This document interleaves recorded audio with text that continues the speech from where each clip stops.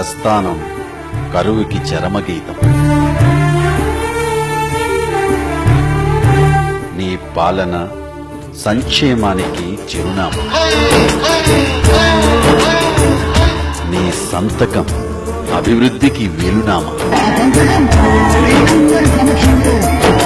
నీ నవ్వు స్వచ్ఛతకు రాజముద్ర.